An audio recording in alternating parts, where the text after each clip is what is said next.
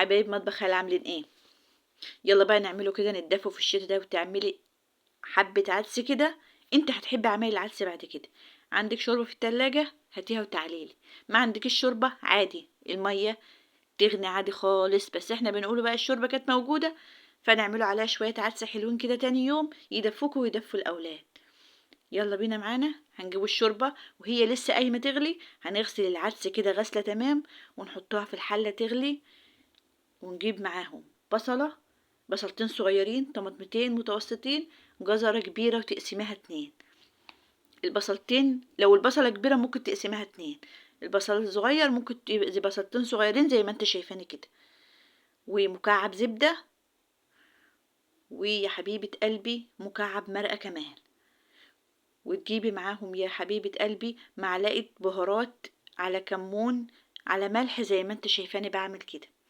هنسيبهم مع بعض كده يغلوا شوية حلوين زي ما انت شايفانا حبيبتي مع التقليب حوالي 5 دقايق كده، ونبص عليهم تاني وتشوفي يا حبيبة قلبي الدنيا عاملة معاكي ايه، وتفضلي تقلبي من وقت للتاني كده، تفضلي تقلبي علشان العدس ما يلزقش في قعر الحلة.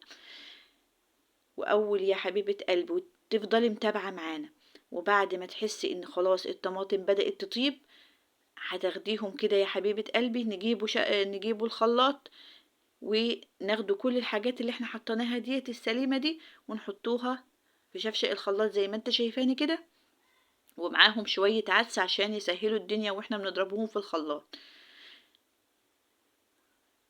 طبعا عشان ما يبقاش معاكي ولا بصل بقى باين ولا اي حاجة بواقي الحاجات دي، عشان لو عيالك ما مش بيحبوا يشوفوا الحاجات دي في العدس. حرفيا شوية عدس هتبطلي اي طريقة بعد كده. فصين التوم يا حبيبة قلبي اللي انت شايفاهم دول هاخدهم مع اللي احنا خدناه في الخلاط ونضربهم مع بعض زي ما انت شايفة كده، وننزل عليهم تاني على العدس اللي على النار. هتشوفي لون عدس وطعم عدس حرفيا مكلتهوش قبل كده، ومش هتبطلي عمايل العدس بعد الوصفة دي. هنقلبهم بقى كده يا حبيبة قلب مع بعض ونسيبهم على نار هادية ياخدوا كده مع بعض ويدوا كده على النار، ونسيبهم على نار هادية لحد ما تحسي ان العدس طاب. وتعالي شوفي معانا بعد حوالي ربع ساعة العدس عامل ازاي، شايفة القوام بتاعه. هنا البخار بقى مش مبين لسه، هتشوفي دلوقتي حبيبة قلبي معانا، هتشوفي احلى شوية عدس ممكن تاكليهم واللون خطير. شايفة عامل ازاي؟ بسم الله ما شاء الله. هنا كان العدس طاب بعد ما سبناه كده حوالي تلت ساعة على النار. بسم الله ما شاء الله. اديكي شايفة العدس عامل ازاي واللون عامل ازاي، ولا فيه بقى بواقي بصل ولا فيه بواقي جزر ولا اي حاجة. لو عايز تكملي معانا الفيديو وتشوفي الفتة بتتعمل ازاي يلا حبيبتي. ده عيش فلاحي من اللي انا بعمله يمشي، عيش من اللي بالتاني يمشي، بتاع الافران يمشي، اي عيش عندك مفيش اي مانع. هناخده كده نحمصه بمعلقتين زيت على النار، وهتشوفينا كده اتحمص. احنا قطعه قطع صغيرة كده يا حبيبتي قلبي زي ما انت شايفاني، قطع صغيرة كده. هقطع الكمية كلها وهتشوفي اعملي على قد حبيبتي اكلك ده، دي حسب اكلك واكل اولادك. هتقطعي قطع صغيرة كده زي ما انت شايفة يا حبيبة قلبي، ب3 معالق زيت. هنحمصوهم على نار، لو انت هتقفي جنب النار خليها اعلى من المتوسطة شوية، لو انت مش هتقفي جنب النار تخلي النار هادية تماما.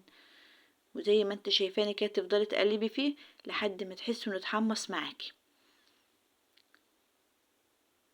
بعد ما تحسي ان هو على ما يتحمص معاكي يا حبيبه قلبي، تعالي بقى جيبي بصله وتعالي اقولك تعملي بها ايه. هناخد البصله بعد ما خلطناها شرايح نحط عليها ليمونه، ونحط عليها معلقه كمون وحبه ملح صغيرين ونفصصها كده زي ما انت شايفه، لان برضو اكل العدس ما يكملش غير بالبصله دي. ونجيبه بقى العيش اللي احنا حمصناه ونفضل ونحط عليه العدس اللي احنا عملناه كده. بسم الله ما شاء الله طالع بالبخار كده، تاكلي وتتدفي على طول. صدقيني ولادك هيحبوا العدس بعد الوصفة دي. وبألف هنا وشفا يا حبايبي، ولو أي حاجة اكتبولي في التعليقات وأنا برد عليها، والسلام عليكم ورحمة الله.